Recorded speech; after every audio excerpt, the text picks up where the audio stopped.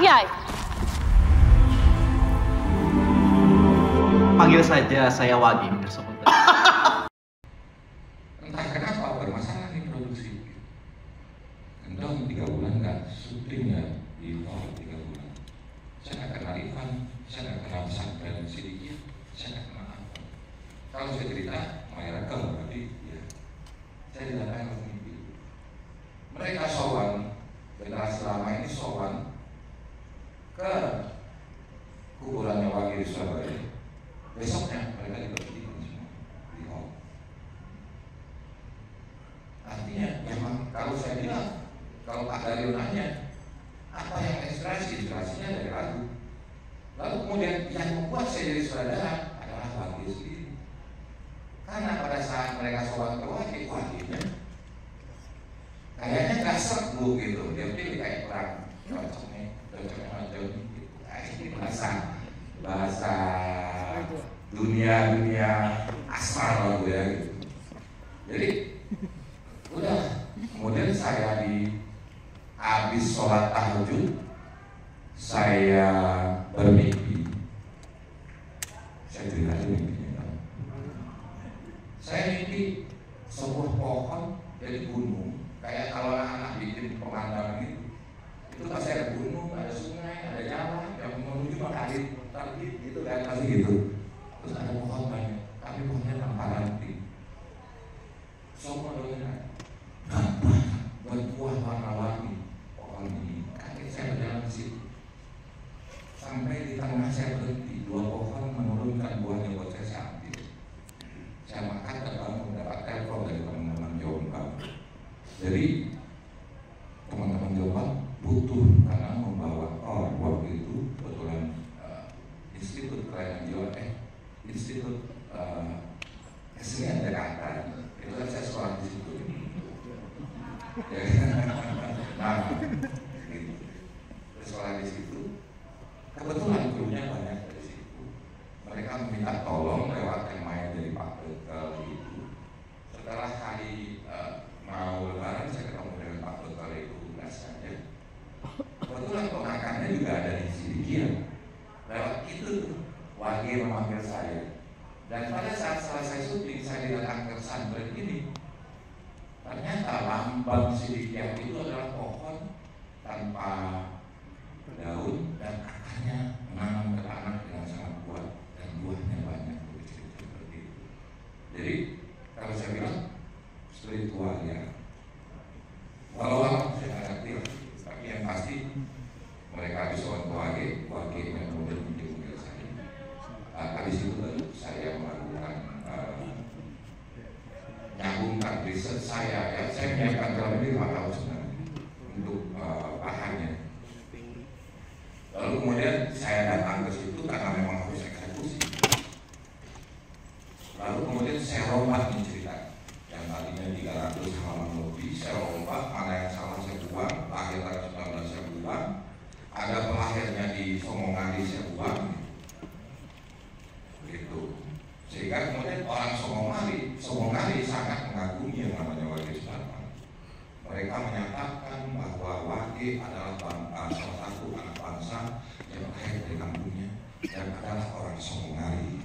Sehingga mereka sangat bangga betul, mereka bikin rumahnya sendiri, tempat ari-arinya dikuburkan, tempat Wagi tinggal segala macam gitu. Nah itu mungkin itu urusannya yayasan dengan Jawa Tengah itu untuk kemudian meluruskan sejarah ini. Najil ku Wagi.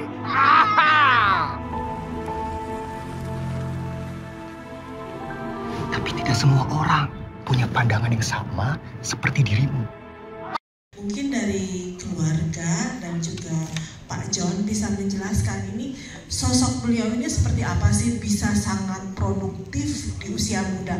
Kalau mungkin Pak John atau Pak Budi ya bisa menceritakan itu kira-kira Pak Wage Rudolf ini menciptakan lagu Indonesia Raya di usia berapa dan berapa jumlah lagu yang dihasilkan, terus bagaimana dia membagi waktu antara membuat lagu dan hingga menulis buku, terus dia juga seorang wartawan. Itu kan luar biasa sekali dan ini mungkin yang harus kita sampaikan kepada di akhir film itu kan tadi terlihat beliau sakit ya. Mungkin bisa dijelaskan sakitnya apa dan penyebabnya itu kenapa bisa sampai tidak tertolong, dan bagaimana kondisi mentalnya beliau yang luar biasa juga ya saat itu. Mungkin kalau kelihatan di story filmnya itu sangat minim intervensi dari saat itu. Mungkin Indonesia saat itu lagi susah-susahnya berjuang juga ya, sehingga sepertinya terkesan perhatian kepada sosok beliau itu sangat kurang ya. Terima kasih. Di saat beliau masih hidup nih, kita tidak berbicara di konteks saat ini. Terima kasih. Terima kasih pertanyaannya. Mau dijawab sama saya jawab ya Pak. Jadi Mbah WR itu bikin Indonesia Raya dimulai pada tahun 24. Itu waktu beliau berumur 21 tahun. Ya, berumur 21 tahun, dan waktu pembuatan Indonesia Raya itu memakan waktu 2 tahun. Jadi banyak pengubahan baik dari segi partitur maupun dari liriknya, sampai terjadilah 3 stansa. Makanya itu benar-benar dari surat-surat kakak kandung Mbah WR yang bernama Mbah Rukiem itu diceritakan di buku Mantu Mona itu bagaimana beliau membuat Indonesia Raya, masuk ke kamar jam 2 siang sampai malam, baru keluar lagi baru besok sorenya gitu. Benar-benar full dia mencurahkan seluruh dari 9 malam sampai 4 pagi di dalam kamar gak tidur menyelesaikan lagu tersebut, karena itu lagu kebangsaan. Dan lagu itu juga mungkin satu sejarah yang mungkin beberapa orang sudah tahu, itu gara-garanya ada sayembara di koran Simpo. Timbul, sorry maaf, koran Timbul ada sayembara seperti pengumuman gitu untuk membuat lagu kebangsaan nih, nanti kalau udah merdeka nggak ada lagu kebangsaan. Dan kenapa dia WR Supratman itu tertarik dengan membuat lagu kebangsaan, karena beliau waktu itu di Makassar pernah jadi wartawan. Lagi di situ dia banyak membaca print-printan koran-koran yang underground ya, kayak gerilya gitu waktu itu, yang dilarang oleh Belanda, pemerintah Belanda. Jadi dia jadi tertarik gitu, wah ini kok ada yang Ambon, yang Jawa, yang Maluku, segala macam itu kok mereka mau untuk melakukan apa nih untuk kemerdekaan. Dia mengikuti terus. Nah, apa yang saya bisa lakukan ya WR Supratman? Saya ada bisa di seni. Akhirnya beliau membuat menciptakan lagu Indonesia Raya yang memakan waktu 2 tahun. Terus tadi ada pertanyaan bagaimana mental dan keadaan almarhumnya ketika mau meninggal itu. Jadi pas udah gara-gara di penjara di Kalisosok, tempatnya kan tadi digambarkan bagus banget sih dari Pak John Wiranto. Itu memang jelek banget tempatnya, jadi banyak lembah, banyak tidak sehat lah untuk pernafasan ya. Jadi seperti ispa gitu ya, dia naik ispa di situ. Terus nyaman dulu kan beliau itu benar-benar sudah melupakan menyerahkan semua hartanya itu ketika di Makassar. Dia nggak mau hidup gemerlap lagi dengan banyak uang, karena beliau bilang suami saya yang hafal. Dia bilang saya merasakan hidup dalam kekayaan dan menjadi kaya, kemewahan, tapi menjadi kaya dan mewah tidak menjadi bahagia. Makin kaya makin banyak pengeluaran, makin banyak nafsunya, makin banyak. Aku akan berjuang untuk bangsa ini dengan biolaku. Kau tidak hitung berapa lama hidup negara ini berada dalam kegelapan. Ya, ini yang menjaga sehingga momen seluruh kebangsaan ada di situ, termasuk momennya Wage, maka ahli tadi semuanya ada di situ. Mereka sangat mencintai WR Supratman seperti cinta yang sangat dalam itu, mahabbah juga kemudian. Dan perlu yang kita apresiasi, mereka tidak memakai sedikit pun duit negara Mereka dari kantong pribadinya tidak nyumbang kanan kiri, mereka cuma menyumbang buat negara untuk seorang yang dianggap sangat besar, yang selama ini digelapkan oleh negara dan tidak peduli. Kalau istilah tidak peduli, saya bilang tidak peduli, nggak tahu sama nggak peduli itu beda Pak. Mereka nggak tahu. Jadi mereka sendiri kalau dilihatnya gitu. Dan kemudian film ini setelah jadi saya minta maaf dulu nih kenapa saya tidak menghubungi keluarga gitu, ya kan? Karena satu alasan itu waktu saya juga mepet, akhirnya setelah film jadi sebelum rilis bioskop saya dipertemukan dengan ahli warisnya lah gitu, atau pihak dari keluarga. Dan kita juga tetangganya dengan saya gitu. Nah itu dan ketemu saya yakin nggak saya? Ya setelah awalnya sih yakin nggak yakin karena sebagai itu tadi alasannya kan karena Wage kakaknya perempuan semua sehingga terasa di filmnya dia sangat mencintai ibunya dari siapapun. Apapun yang dia lakukan, kain jarik itu menjadi simbol untuk Wage sangat mencintai ibunya. Motif dalam kain jarik itu di Jawa juga beda-beda, buat ke makam, buat ke mana. Saya harus pelajarin itu Pak, kalau nggak salah saya nanti, ya kan? Saya harus tahu tapi saya bikin seorang Jawa Tulen, gitu. Yang orang Jawa Tengah, yang tentunya sangat saya anggap Jawa Tulen, yang EU-nya sangat besar, gitu. Dan disitulah kemudian terasa bahwa satu lagi dia dibesarkan oleh 8 orang kakaknya gitu. Ya perempuan semua agak dua adiknya gitu, perempuannya 7 orang kakaknya dengan dia anak ke-7 ya, jadi 6 orang kakaknya dengan 2 adiknya yang juga perempuan semua gitu, 9 bersaudara. Dan dia tidak punya keturunan gitu. Jadi saya cara itunya saya dan satu lagi udah lebih dari 50 tahun akhirnya dia berhak untuk dibikin apapun sebagai sebuah argumen gitu yang bisa digarap orang siapapun tanpa menyinggung tentunya gitu. Sebentar lagi bendera itu akan berubah warna. Orang ini sedang membuat masalah besar bagi pemerintah. Negeri ini butuh lebih banyak orang gila untuk merdeka. Indonesia. Satu, generasi milenial, generasi Z itu lebih memahami nilai-nilai perjuangan. Jadi Wage ini nanti bisa disosialisasi untuk mau di instansi pemerintah, instansi swasta, dan sekolah-sekolah untuk generasi yang akan datang. Kemudian banyak sekali sih harapan kami yayasan, bukan hanya film aja ya, tapi karya-karya beliau itu juga harus bisa lestari. Jadi generasi Z bisa mengetahui makna lagu dan ciptaannya beliau. Terima kasih.